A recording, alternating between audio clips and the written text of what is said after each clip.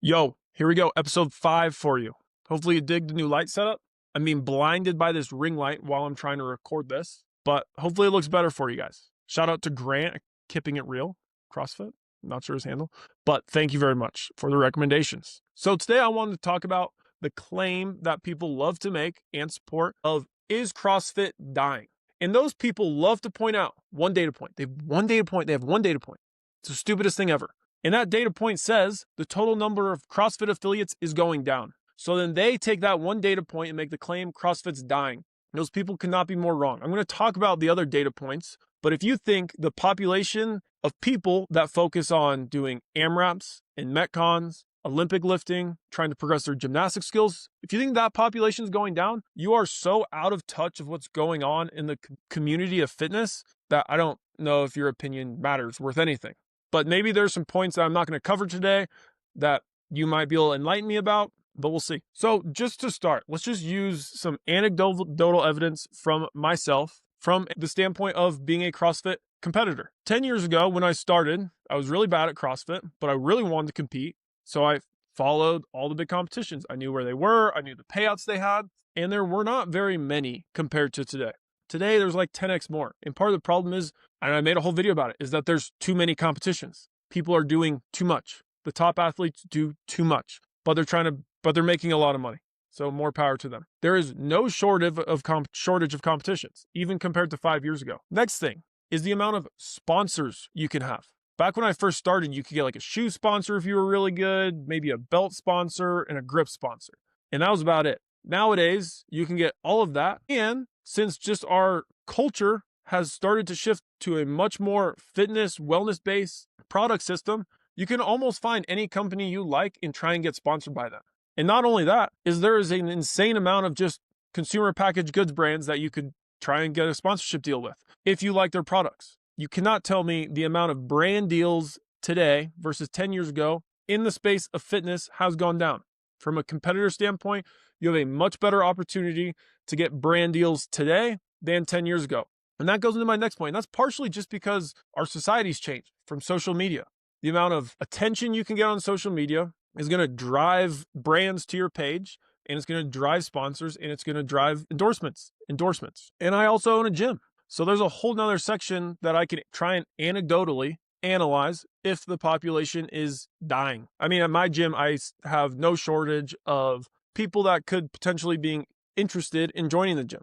And me coaching people online, the amount of people that are interested in coaching, whether it's CrossFit or fitness, there's no shortage. And a lot of people who might come to me for just like general fitness, I'm still using building blocks of the CrossFit methodology to coach them. So if you're going to try and tell me that just normal fitness people that want to look better, work out for the sake of longevity, I'm still going to be using building blocks of the CrossFit methodology. So I would still argue that they fall under that same umbrella. There's just no shortage of people to coach as our society gets much more health conscious, and that's not going to stop anytime soon. And then there's almost celebrities in our space of CrossFit that in some ways are bigger than CrossFit.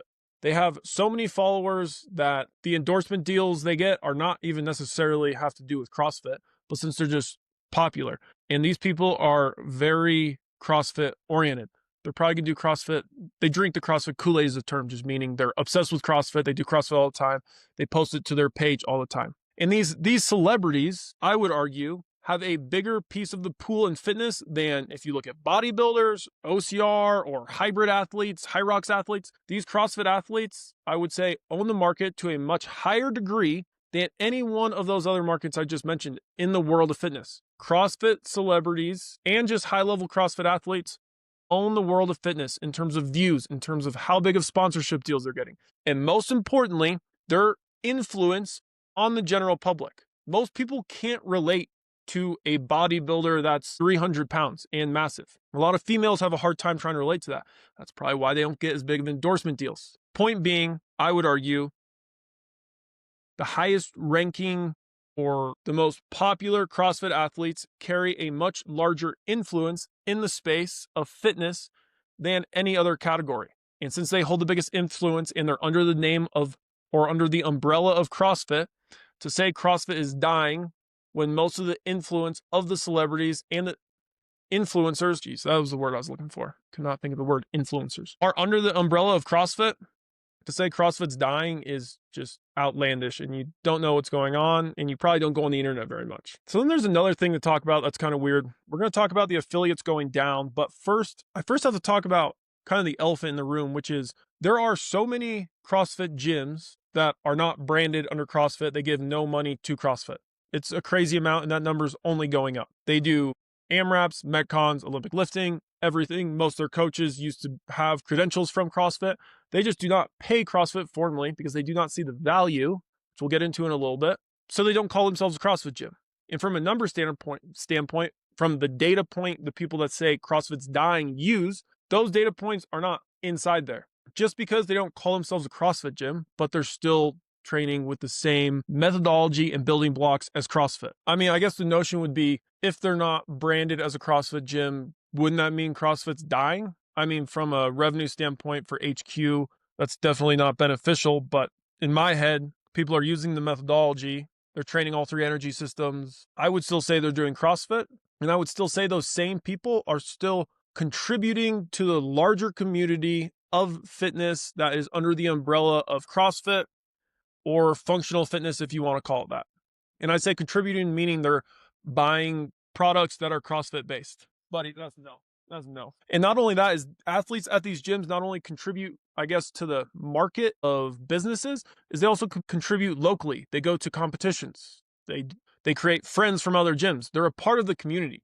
But just because they don't go to a branded CrossFit gym that pays CrossFit HQ, the people saying CrossFit's dying, that data point's gone. And if you could make I don't think it's impossible. If you could get a data point for total CrossFit affiliates and then little boutique gyms that used to be CrossFit affiliates and dropped, I bet the number would be extremely large. But that would be an impossible data point to get because you can't. How could you justify if you're doing CrossFit at this gym? If you're not, it just would be a mess. I mean, one thing I was talking to on my trip to Crash Crucible, I rode back with Harley. He's a coach here in Denver. Smart guy. He knows what he's doing. He gave me some actually really interesting insight that I've never heard before. And he was questioning, so he works out at a gym that he is a GM at a gym across town from me.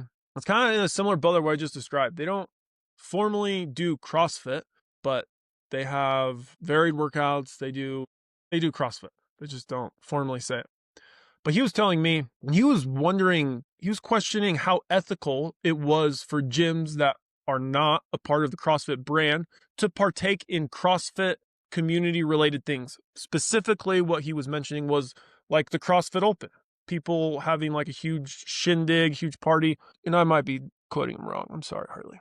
But his point was these gyms leveraging, I guess, foundations that CrossFit had made in their communities might be ethically wrong for one of these gyms to do. And it was a fair point. And I think that's something I've never thought about. And I don't really know what I think about that, but there's definitely truth to it. More or less, I'm telling you, if you're a coach and if you do CrossFit at your gym, you're training CrossFit, you love CrossFit, but you're not paying HQ, there probably should be some moral dilemma going on in your head. And if there's not, I worry about you. I don't know. I do think there is definitely some ethical. Harley was onto something ethically that was there that I had never thought about. And I still don't know what I think about it. But it was a very valid claim that if you're trying to leverage the CrossFit methodology without paying CrossFit, there's just something there. And I can't put my finger on it because he just told me that. It'll take me some time to think about and figure out. All right, so now I will try and help support your claim as best I can that CrossFit's dying. So if we're going to talk about CrossFit, I think most people who make this claim just look at CrossFit as a corporation, just how much money they're making every year. The data point I keep mentioning, their affiliates are going down. True. And they continues to go down. And I guess the question would be, why is it going down? I would say the first reason it's going down is it has just gotten political. Anything can happen in our space, and then people pick sides, and then people who pick the other side decide to just peace out of CrossFit and stop paying them. And there's been multiple political things over the last several years with Lazar dying at the games, and then Greg Glassman making certain comments. People feel like that needs to be a political statement in their life, so they decide to dip out of CrossFit. And I hate it. I hate when things get political that I don't feel like need to be political, but I don't know. Everyone can have their own opinion. They can do what they want, but that's just what happens. People got political of the business of CrossFit and they didn't like certain things, so they left for emotional reasons. I mean, the second thing I would say, and this one's a little weird, is I would say the industry itself, I would say like the establishment, the education system, the NSCA, ACE, all of them, all these pre-existing establishments before CrossFit do not want CrossFit to succeed, and I'm unsure why. But I'll give you an example. When I was in college, so this would have been like 2016-ish, I was studying exercise science and I was just so deep in CrossFit. I loved CrossFit, everything about it, listened to all the lectures, had my L1, any piece of Glassman talking online I would listen to. And then I would go to these lectures and we'd talk about certain things. I remember one time we were talking about training for longevity, and then I just would be like, shouldn't old people be training their glycolytic system to some extent, some form of high intensity exercise? And then at the time there was a bunch of pushback on me about it not being potentially safe for certain people, even though you could put them on a bike. But this just happened over and over again. I would talk about claims like squatting below parallel, all these things that now are fairly debunked. But at the time, at the institution, I was getting taught something I feel like that was knowledge from 20 years ago. And that's what I told people is, and I'm sure it's still that way. The education system, if you are looking to study exercise science, I would say it's at least 10 years behind on what's actually going on and what coaches are actually using in the space of nutrition, training protocols, whatever it may be. I don't know why it's behind, but once I got out, or even when I was in college, I was listening to people talk about how they're actually helping people get better, and it just seemed like a fairly large rift in terms of everything, in terms of how you're putting someone on a diet for longevity to how you're getting someone to squat heavier. So there was just a huge rift. I felt like I was 10 years behind in my education system compared to what the videos I was watching on YouTube. And that's kind of why I'm wanting to make these YouTubes, to help put some information out there that could be useful. But I mean, you could have your opinions about the education system. But my degree, exercise science, I'm happy I got it because I got a background and I can tell people like you listening that I went and got a degree in exercise science. But I am firm believer that I could have learned everything I have now with no college degree. And it sucks to say I ain't waste my time, but I don't speak of my degree super positive. Sorry, that was a tangent. But point being, the education system's behind, the establishment of other personal training certification enterprises definitely do not want CrossFit to succeed. And why does that matter? I mean, these people do hold some influence, and they have influence in terms of the studies getting done and the new personal trainers coming into the space and what they tell them. It's something to be accounted for. I mean, the third reason would be the argument that's just probably most suitable to is CrossFit dying is, like I said, I own a gym. I'm a CrossFit competitor. I know what the corporation of CrossFit gives to you when you pay their affiliation fee. And the cold truth is it's not a lot. The biggest thing they give you is when someone types into a Google search bar of CrossFit or gym. And I always tell people this nowadays, that people are smart enough that if they're in a new city and if they do CrossFit, that they can just type in gym or they can type in CrossFit and they can find the exact style of gym they want to go to. So I think that's something that's diminishing for CrossFit is what they're giving you. I mean, they give us no software. They don't give us anything. They just give us sales and they give us a landscape to host community events through the CrossFit Open. Search results and promoting community events going on. And I mean, I guess to some degree that if you're a branded CrossFit gym, people look at you with more clout that you're a CrossFit gym. I'm trying to give CrossFit the benefit of the doubt here. This is just a hard place for me to do it because there's not a lot. Point being is CrossFit needs to deliver more. And part of the problem is CrossFit's been for sale for a while and no one's buying it, likely because they're asking for too much money. But there needs to be some form of leadership and direction. And that's the ship is sailing in an ocean and it's just completely lost. And if they don't get new leadership, figure out a direction to go, it's going to be done. So I do agree with some people that the corporation of CrossFit could die. But the movement of people utilizing the CrossFit methodology, there's no way that's going to die.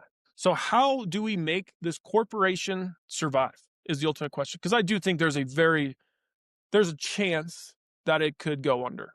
And this would be so long down the road. and it wouldn't just close its doors. It would be a long drawn out thing. Fewer and fewer people would do it. It's just not going to close, but it would slowly decrease.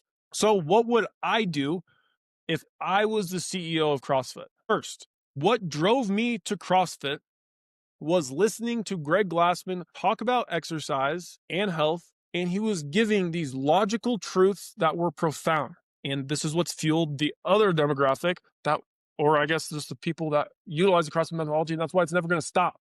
But I was driven by these logical truths I would hear online. I was like, this guy's so right. And he was. People still utilize it. Point being is there needs to be an education system. But the problem of what's happened in this education system, it is just the most stagnant thing ever. Nothing has changed. This brand has been around for like 20 years, and there's still people out there that look at the original writings of Greg Glassman like golden tablets. It's the craziest thing ever. It's like, you don't think anything's changed in 20 years? You don't think we've gotten any new information in the last 20 some years? It drives me crazy. There has to be some form of education system, and that just comes with leadership. Someone has to be able to take the horse by the reins and grab the physiological truths that we know and advise CrossFit to do so. And that's not that hard to do. It just takes people on the internet who are really smart in that they know what they're talking about to tell the community about it. That's all it does. I mean, the next thing I would do outside of figuring out your education system and your methodology and trying to refine it even more would be to give gyms like the one we own some form of software to use, some form of data to leverage. This is like an AI boom right now. An investor should go into CrossFit that knows how to leverage AI to some degree, and they could just go bonkers with data. And you could go any direction with this. You could go with people logging their scores and figuring out trend lines over time. So many ways to go. You could help business analytics. You could give them software for that. There's just something CrossFit needs to give back.